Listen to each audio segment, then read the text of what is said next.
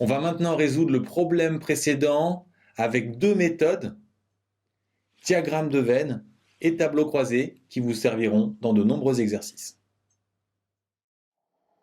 La première méthode pour répondre rapidement aux questions précédentes, c'est le diagramme de veine, aussi appelé diagramme en patate, qui permet de regrouper les informations pour les voir plus simplement.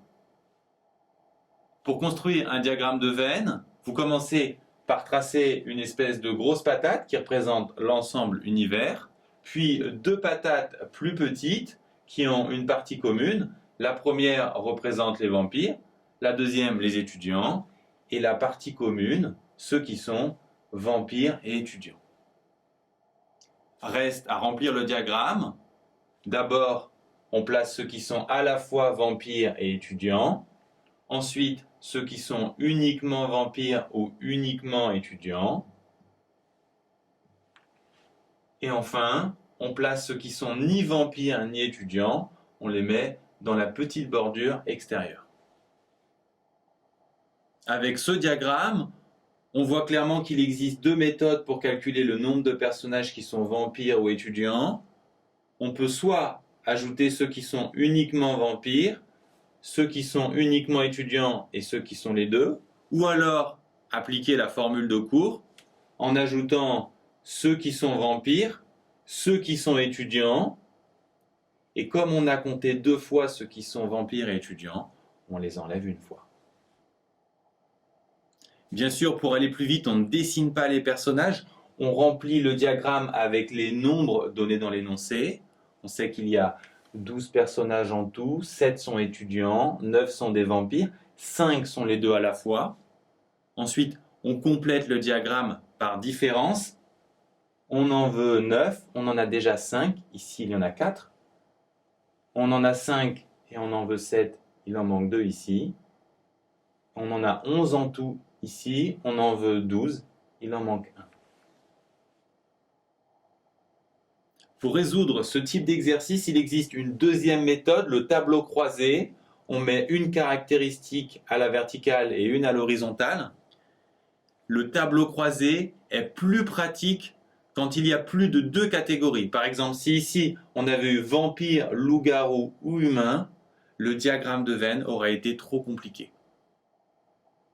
Comment ça marche? On remplit tout simplement le tableau avec les données. On a 12 personnages en tout. Le total, on le met ici. Ensuite, on sait qu'on a 9 vampires. Le total des vampires, on le met ici. Le total des étudiants, ils sont 7, on le met là. Et on sait qu'on a 5 personnages qui sont vampires et étudiants. Ensuite, à nouveau, on remplit par différence. Ici, il nous en manque 2. Ici, 5. Ici, 4. Ici, 1. Et ici, 4. Pour finir, il vous faut aussi maîtriser la traduction de ce genre d'écriture afin de lire le tableau.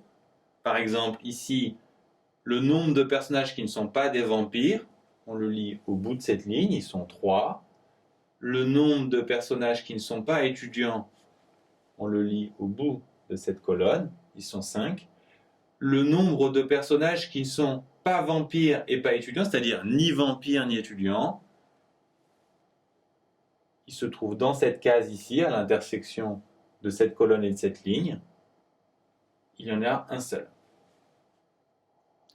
V union E, ça veut dire qu'ils sont vampires ou étudiants ou les deux à la fois. Il y en a 5 qui sont vampires et étudiants, 2 qui sont que étudiants et 4 qui sont que vampires.